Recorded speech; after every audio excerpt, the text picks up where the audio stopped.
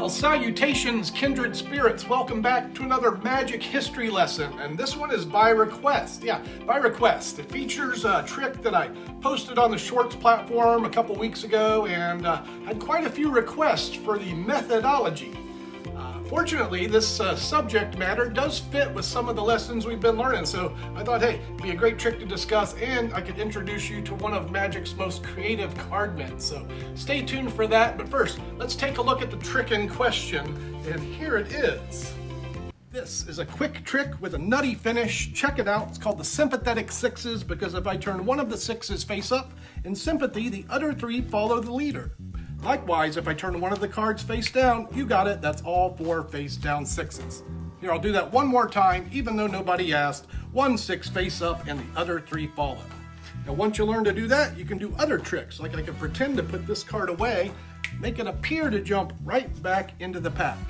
Now follow the leader, that's 1 card face down, that's 2, that's number 3, and that's all 4 sixes. I hope you like that. Oh, one more thing. If you did enjoy the card trick, please consider a like, maybe a follow, or perhaps a comment or a share. Thanks. So there you go, a little social media packet trick magic, and we have Roy Walton to thank for that packet trick. Yeah, this is a version of Roy Walton's Cascade. Boy, there's a name you can conjure with. Roy Walton, one of Cardopia's most creative cardmen. Dating back to the 70s, Roy was active his whole life, 50, 60 years of creative card magic. He has a collected works that I highly recommend if you're interested in studying his magic, and if you like card magic, you should be. The collected works of Roy Walton are highly worth your attention. You're probably familiar with Roy's work already through maybe Card Warp, the trick where the card turns inside out as it goes through another card, or maybe one of my favorites, Smiling Mule. Smiling Mule. If you're not familiar with that trick, you should be, and maybe we'll discuss that at a later time. Today we're going to discuss Cascade. Let's start the discussion where I learned it. I learned this in the mid-80s. Actually, I bought this trick at a magic shop from a dealer who didn't really demonstrate much and didn't do much sleight of hand. But I was on a big budget. You know, I'd come in there with $10 and try to find something, and one day I just decided to buy Roy Walton's Cascade, sight unseen. I get it home, I open up the instruction sheet, which is about the size of a postage stamp, and on the back of this is instructions for the Elmsley count, which we've discussed, and we'll discuss more of that coming up. I got some tips coming up here. But yeah, that's how I learned the Elmsley count, from the back of a postage stamp on Roy Walton's Cascade packet trick. So this trick has served me well for a long time. And boy, how lucky are you to learn it from someone who's been doing it for a while off the YouTube. No reading required, but you still should. Get those Walton books. Check them out. All right, so I feel okay teaching this for a few reasons, and one of the most important is I've changed the trick. I've altered the handling to make it a little more efficient, cut out a phase, and added an Opec count to make the sequences flow better. Maybe let's talk about an Opec count first. This is another reason I wanted to discuss this trick. We've learned about the Elmsley count, a couple variations over the last couple weeks, and this will probably be the last week I talk about it for a while, but thought this would be a good chance to get the Opec count in. Opec, O-P-E-C, out of position Elmsley count. It's the out of position Elmsley count. And normally the Elmsley count starts with 2 face down and then 1 face down at the bottom.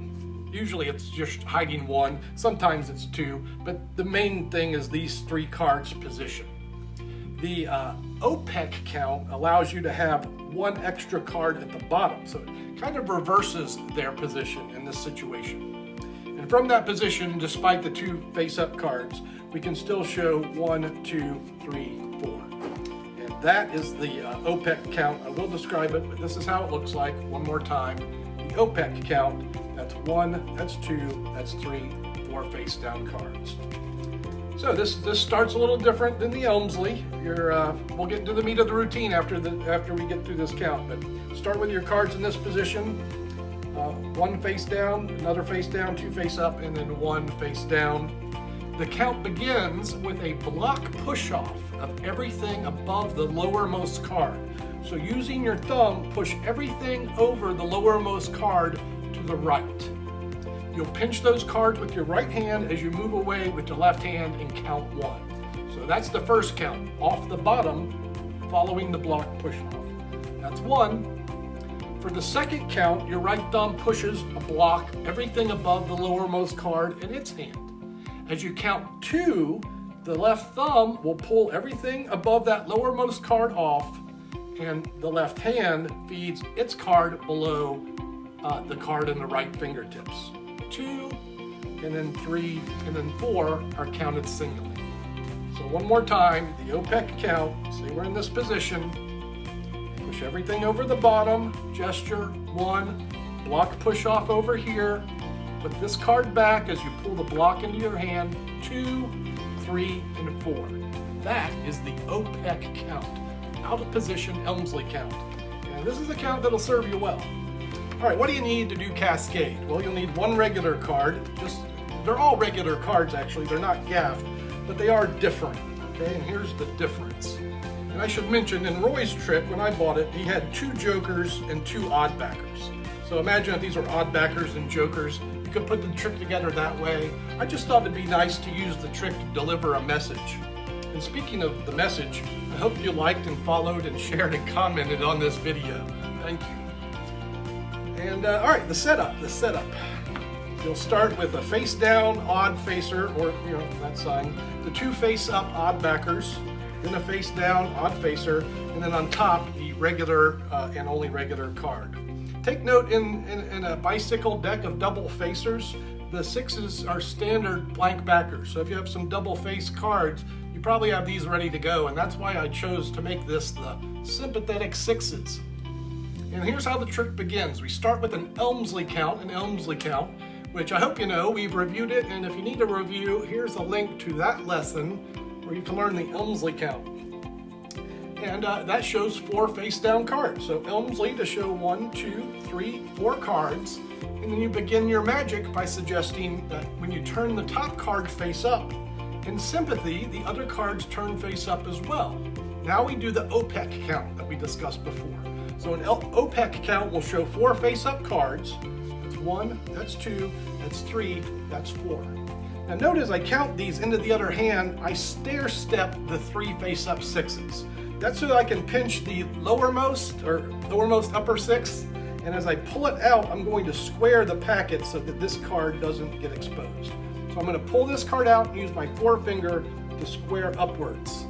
This sets me up for phase 2, where I turn the 6 face down, suggesting that face down card, Opec count, turns all the other ones face down. And again, I'm stair stepping them, so I can do this one more time, turn the card face up, and everything turns face up. And again, one more stair step. That's your first phases, the reversals. Now we're going to do kind of a bluff moment, a double psychology, reverse psychology kind of thing. Same handling from before. We pull out the face up card, turn it face down, and leave it in this position. This is Tint Vanish position. The Tint Vanish is a fake palm, where you pretend to take a card into your palm. In this case, we want to create the illusion that we're faking it, but you really do it. So do this. Take the 6 into your palm, but make a subvertive move so they're not sure what you did. And here's kind of the moment. You say, yeah, if I take one of the 6s and put it in my pocket, I can make the 6 jump right back. So really put that 6 in your pocket. I mean, you can just put it there if you want, but I like that reverse psychology. Now we Elmsley count, 1, 2, 3. I'm gonna outjob that card, and that's so I can easily move it to the top to show 1 face down card has returned. So we get the illusion that the card has jumped from the pocket to your hand. We use the Elmsley count to disguise that second face down card in that case. And now we're going to continue by saying, yeah, and now the cards will follow that leader and turn face down one at a time. To show the second card face down, just reverse count the cards from hand to hand one at a time. They'll see 2 face up. You say, yeah, and number 3 turns face up. Now you do an Elmsley count. 1, 2, 3 face up cards. The last card goes to the bottom, and that's going to put you in position for, this will be a little work. This is a more challenging count. It's the 2 as 4 count. So the idea is to count 1, 2, 3, 4 cards and show them all face down. To do that, we're going to switch that block of 3 for the block of 1 2 times in a row. So here's the 2 as 4 count. Start by pushing over a block with your thumb and pull that into your hand as you say 1. As you return for the count of 2, replace that block beneath it, then just pull a single card and say 2. You're going to basically repeat those motions, bringing this card together, block pushing the 3, and then 4 cards. So the 2 as 4 count allows you to show 1, 2, 3, 4 cards face down. All that's left at this point is to show the big finish, and I do that pretty rapidly right after the 2 as 4s. Hope you like that. Turn this over. That'll be the like, the follow, the share, or whatever message you want. You could put, you know, my mom is great, or happy birthday to Bob. You know, it's a flexible piece that offers some, you know, je ne sais quoi for your consideration. So there you go. That's my handling of Roy Walton's Cascade. I hope you'll give Roy Walton a consideration, look up some of his magic, and do your brain a favor. And as always, thank you. Thank you for spending some time with me. I appreciate your energy, your attention, and that'll do it for now. I'll see you on the next clip.